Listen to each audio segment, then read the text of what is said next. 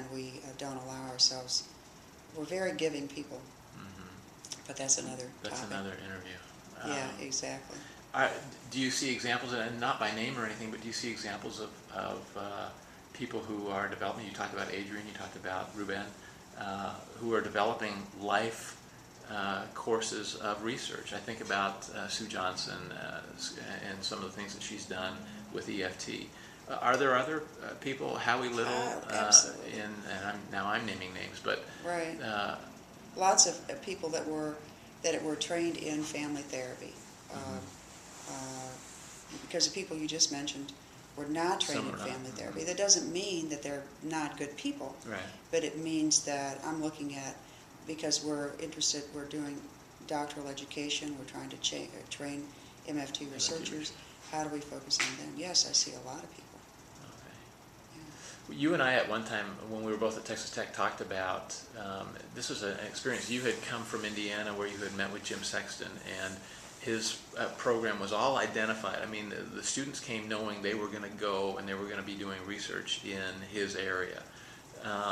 And we talked a little bit about MFT education, and and I remember saying to you in the hallway, maybe Texas Tech should become the attachment place, or maybe we need to be the family violence place. And do you have thoughts on that? I mean, would that benefit our field if there were more programs that said, when you go to the University of Minnesota, you're going to be a trauma researcher, and that's what everybody does there? Right. I think it's going to be a mix. I talk about it.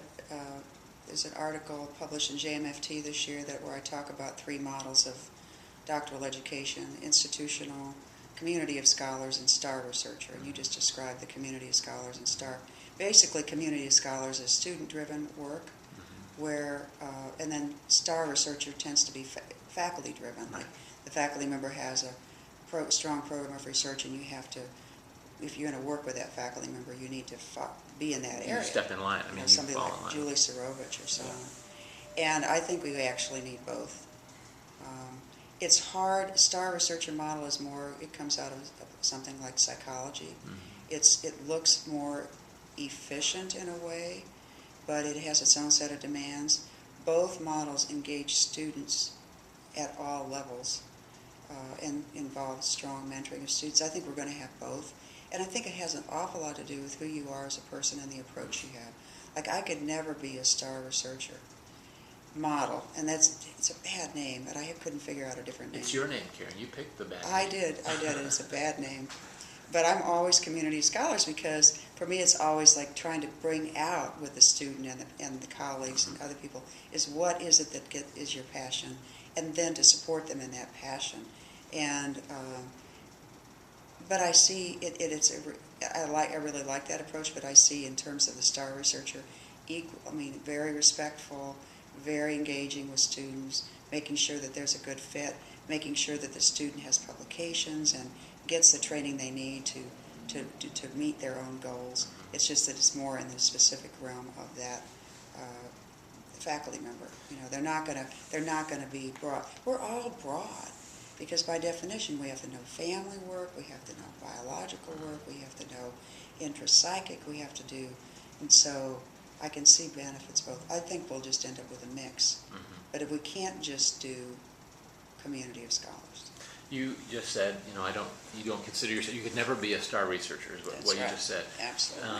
But I think there are probably people in the field, people who have worked with you, and myself included, would say, yeah, I think Karen is a star researcher. Now, maybe that's not according to the definition you put forward in your article, but I think you have a very, what I would say, an even calm and deliberate way of evaluating research that I saw you impart to students at Texas Tech, and saw us at Texas Tech turn out research, I think largely attributable to the fact that they went through your class and you had a whole methodology for how to evaluate and critique, and took a lot of the mystery out of research for people.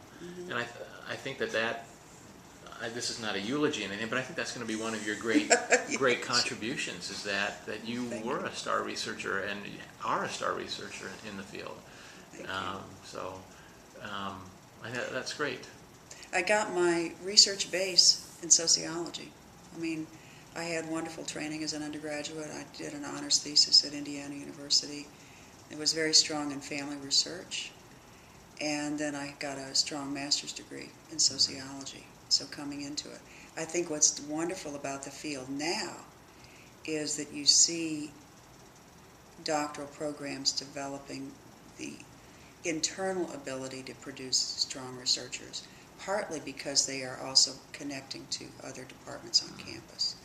And again, differentiating and not being afraid, not having to be in a silo or isolated because they didn't feel very adequate, feeling much more comfortable with who they are. And that's exciting to me. I think we're in transition, but I think the transition is going to happen. Yeah. I think the other thing that you were able to do is kind of take the mystery out of research. I mean, I think I saw students come into a program who were afraid of research, and after leaving your class and putting in the time, that they were more comfortable and realized that there's no social behavioral science study, there's no mental health study that is 100%. We just can't do those things because of who we study, how we study human beings and human interaction. And I always thought that was nice. And one of the things that we did at Texas Tech is we had our students critique our own articles, articles that had won prizes for being the best article, and our students would come back and they would teach us things that we hadn't thought about, and so appreciate that. And to me that's so parallel to our clinical training model, because we're willing as faculty, we're willing with graduate students, we're willing to expose ourselves and our work. And that it's scary at first, but what happens is it develops collaboration. It is empowering. It's exciting. So the one-way mirror, which is so basic to our approach, it's the same thing.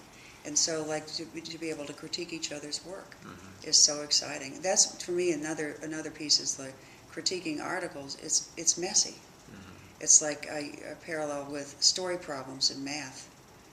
How you can learn to solve math problems, but then when you get the story problem, it's like, oh my gosh, critiquing an article is like a story problem, because you really have to apply what you've learned. And it's an empowering experience. And it only comes with practice, is my guess. I mean, you have to do it. Practice. But in teaching that class over the years, it's incredible how quickly people up their skills with that. If they're in, again, as a clinician, if they're in a respectful, secure type environment where people are not attacked, you lower the anxiety. We do exactly what we do as therapists. I mean, the parallel, that's why I think master's programs too are so exciting, because the faculty are trained in family therapy. And it makes us wonderful collaborators for research, because you think about the faculty you've got in these training programs. Who would you rather collaborate with as a researcher?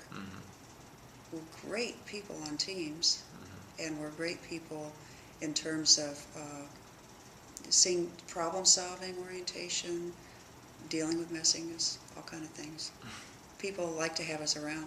Yeah, very good. Thank you, Karen. Appreciate it. You're welcome. Is there anything else that needs to be said? No, I think it's a great project you're doing. Well, we're excited. I'm honored that you asked me to talk.